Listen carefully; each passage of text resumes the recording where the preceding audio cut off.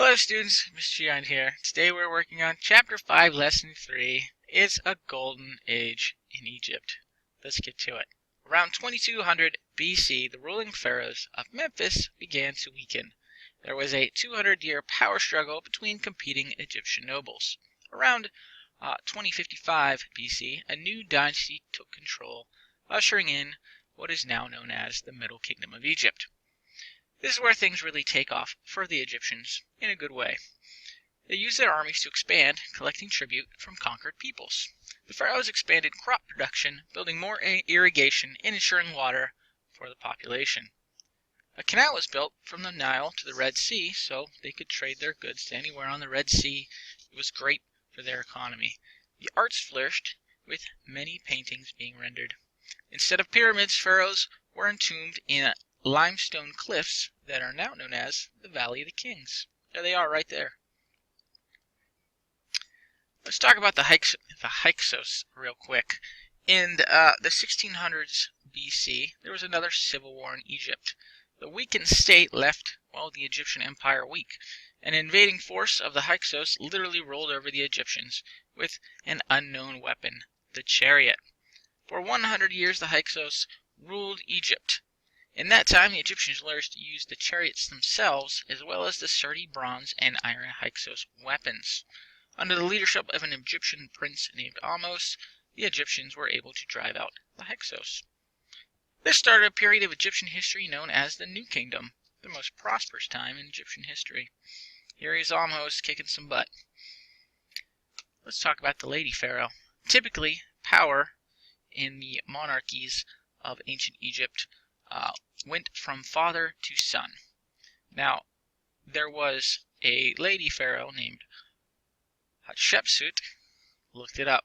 That's right. And she ruled with her husband. When her husband died, she ruled in the stead of the heir, which was her young nephew. Now, she was aware of the stigma associated with being a woman and how men typically ruled, and so she took steps to sort of comfort the people. She actually dressed like a man and even wore a fake beard. She is buried in the Valley of the Kings, and she is remembered for building a beautiful temple as well as restoring older monuments.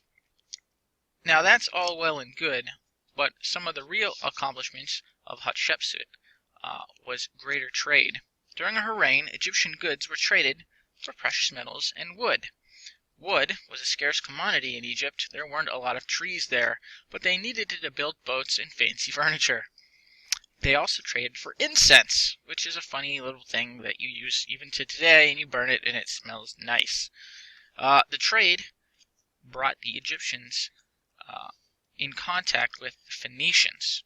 Now, the Phoenicians greatly impacted other cultures that they had contact with because, their alphabet was rockin'.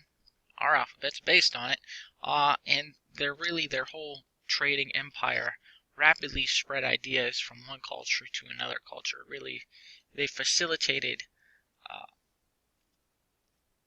the interaction of cultures. That was their one of their major contributions, and it helped Egypt.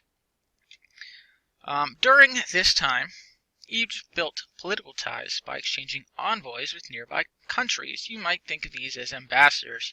It's basically like, alright, hey, we like you, we'd like to build relationships with you, here you take this guy, and he'll go live with you, and you're going to give us a guy, he's going to come live with us, and this is going to help us foster good relations between our nations.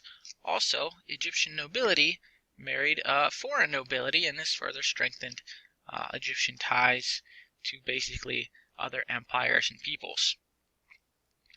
Now, after the death of Hatshepsut, her nephew, the one we were talking about that was too young to rule, Thutmose, that's how you say it, Thutmose, he continued the trend of greatness. He led Egypt on a spree of conquests, and it is said that he captured nearly 350 cities and gained Egypt quite a bit of wealth with that.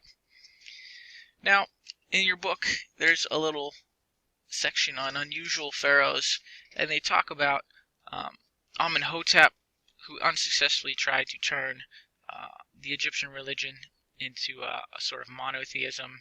He started saying there was only one god named Adon, and he was the only god. And the Egyptians basically said, nope, nope, we don't like that. And his son, who is the famous King Tut, Tutankhamun, decided that that wasn't working, and when he took control, he made it back into the old polytheism that it had been. King Tut is actually famous because we found his tomb fully intact. Not because he was a particularly great leader, it's just his whole tomb was left undisturbed. It was too well hidden and nobody found it. Alright, that means we're going to hop right to Ramses II, who was kind of the last good pharaoh of the new kingdom. He expanded the empire by conquering parts of land in the Middle East from the Hittites and building magnificent temples of worship. Now, the Egyptians thought that the gods lived in those temples.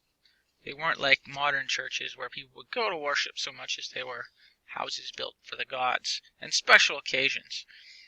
But after Ramses II died, the pharaohs made some bad decisions. They fought some costly wars, and essentially by 1150 BC, the Egyptian Empire was back to being solely the Nile River Delta, sort of where the original kingdom had existed. In the 900s, they ended up being conquered by the Libyans, and in the 600s, a few hundred years later, they get conquered by the Assyrians. And that's where we're gonna stop our study of ancient Egypt. Go ahead, move on to your quiz. Shouldn't be anything crazy on there, nothing surprising for you. And then you're pretty much gonna finish your project tomorrow and turn it in. That's the plan. So simple quiz today. Finish up your project, and then tomorrow your only thing is you're turning in your project, so that means you theoretically have the day to work on it as well.